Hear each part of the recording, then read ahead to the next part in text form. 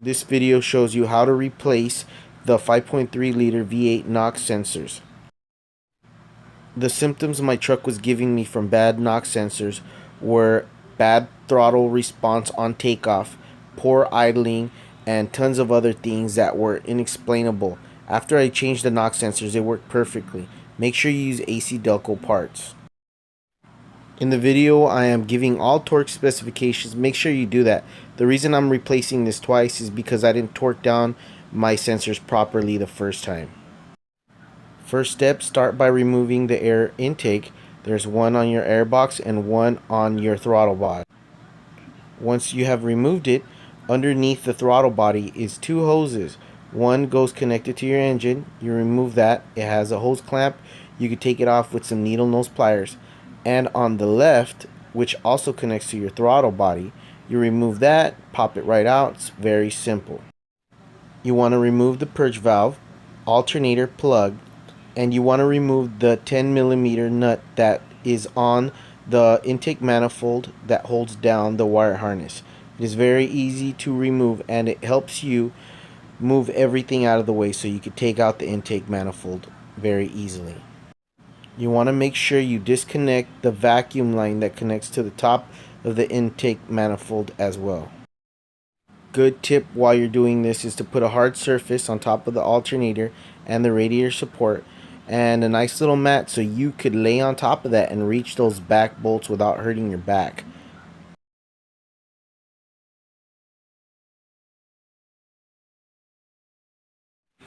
Next, you want to start off by removing the fuel rail. There is a clip right here, but before you do that, you want to release the pressure on the passenger side. There is a release valve. You push that little toggle right there, but first you want to make sure you have a rag around that little toggle so you don't get your face sprayed with fuel. Push down on the release valve with a flat screwdriver or a Phillips. Make sure you cover it with a rag. Do not get sprayed. Next, you want to remove the safety clip on the fuel rail line, which is really easy. It pops up. Once you have removed it, you want to buy a quick release tool. I bought mine at Harbor Freight. It's very cheap. If not, you can get it at your local AutoZone, Napa, Auto Parts, or whatever's closest to you. You want to slide this tool in between the fuel rail and the fuel line. It's really easy. It's not very hard. You don't have to push super hard. You just want to make sure it's in there. Once it's in there, all you got to do is slide that hose back and it is completely off. Next, you want to release the clip that is on the fuel rail that connects both of them together. I believe it's an E7 star bit, and you want to make sure you use the right tools because you could easily strip these. Next, you want to remove the 10mm bolts that go on the fuel rail. Once you have removed those, you want to remove the clips that go on the fuel injector.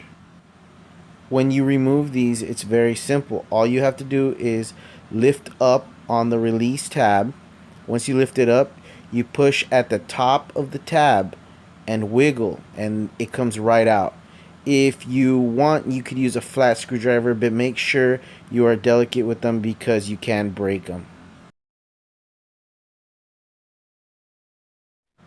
Once you remove the injector clips, you want to wiggle out the fuel rail. You could start on one side and work your way to the back or the opposite way. It should come out really easy. Make sure you inspect the O-rings on your injectors and make sure that they are not damaged. If they are damaged, it could cause a leak and your car could get on fire. So make sure you check that.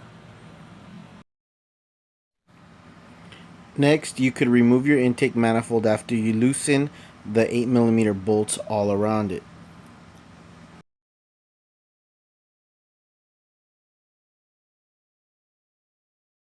Make sure everything around your intake manifold is clean so you don't get nothing in the holes underneath it. Once you have removed your intake manifold, you can take off the plugs that are underneath the intake.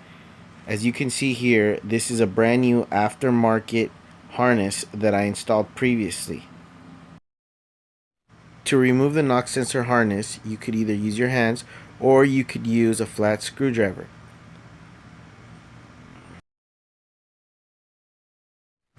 You can loosen the harness by using a set of needle nose pliers with a bent tip, and it will push the side of the clips. Pushing each side of the clips loosens it and you are able to pop it out. You could also use two flat screwdrivers, but it's a little bit more trickier. A good idea is to replace the oil pressure sensor that is in the back. It's a little tricky once you have the intake manifold, but these constantly go out. I definitely recommend you guys do that also. To remove the knock sensor, you are going to need a 22mm deep socket.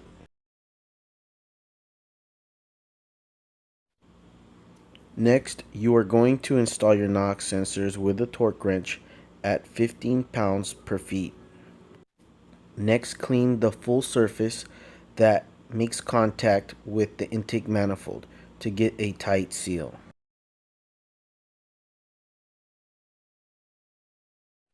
Also clean the surface of the intake manifold anywhere that makes contact with the new gasket, preferably Felpro, but you can use any aftermarket parts. The Felpro gaskets are not like the ones that were on previously. These ones actually go on your engine and not on the intake as the ones that were on there before.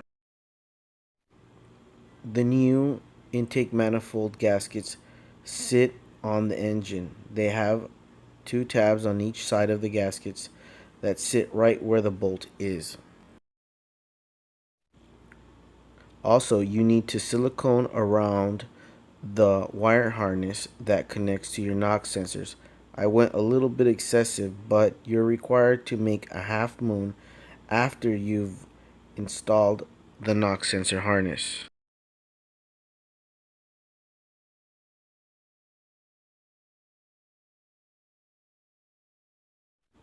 Torque the intake manifold in this torque sequence: 44 pounds per inch first pass, 89 pounds per inch second pass.